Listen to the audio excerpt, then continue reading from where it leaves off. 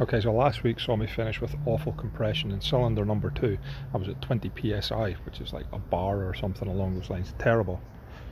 So I went and borrowed a thermal imaging camera from the local transition tool library and checked the cylinders. As you can see, cylinder 1 was like 300 odd degrees, cylinder 2 was in the 70s, cylinder 3 and cylinder 4 were something the same.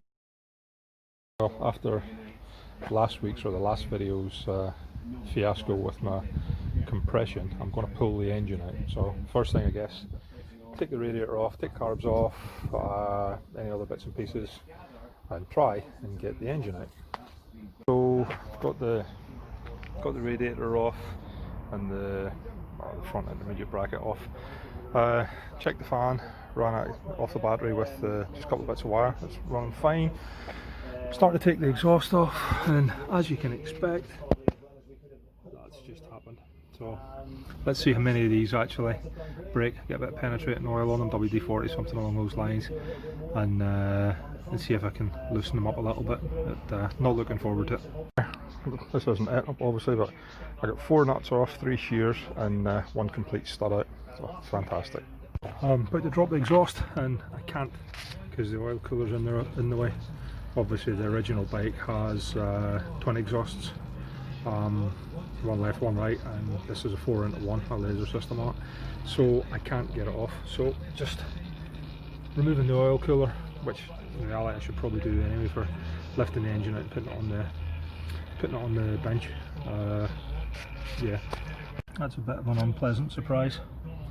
I thought I had a decent exhaust sitting, but potentially weld it, but maybe not. Just annoying. Yes, just another thing that's annoying actually.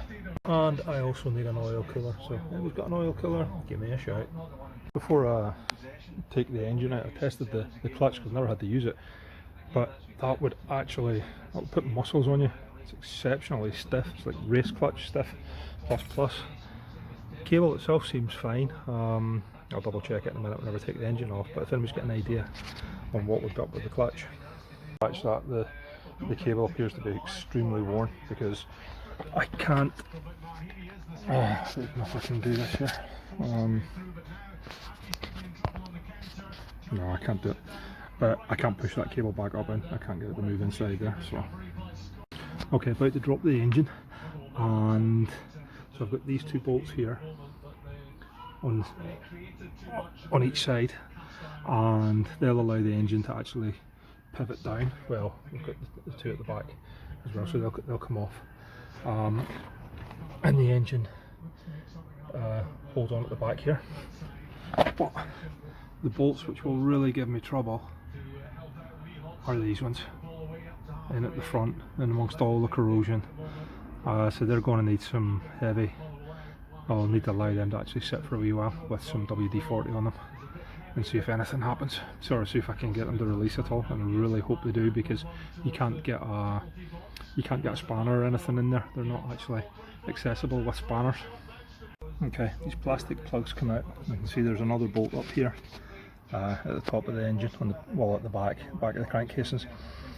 You can see it goes the whole way through. There's actually the one that was beneath that, the longer one. It's exactly the same, but just down low. So, like 17 mils.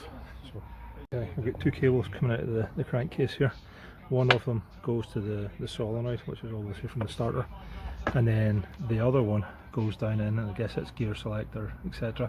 So I'm going to have to take the crankcase cover off to get in there, which is obviously take off the gear selector, etc, etc.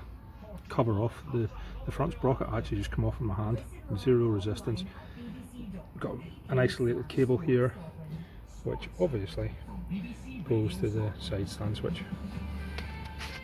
There's also, I don't know if that's too much slap on the gear selector there, or if there's a bush or a bearing or something going in there, or if there's meant to be a bit of play. Starter's down in here with a little 10 mil, almost there. Engine's sitting on the ground, completely released from the frame. I just went to lift it out. Don't forget to disconnect the battery. Straight into the crankcase. Nice. Right. Puffing a wee bit. Okay, I was thinking of buying an engine recently.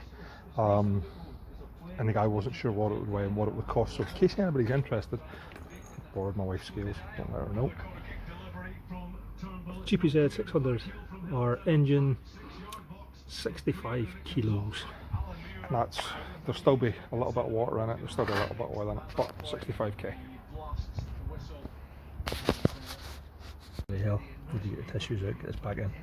And that's it out, sitting up there, 65 kilos. And now the fun starts. Okay, so that's the engine out of the bike.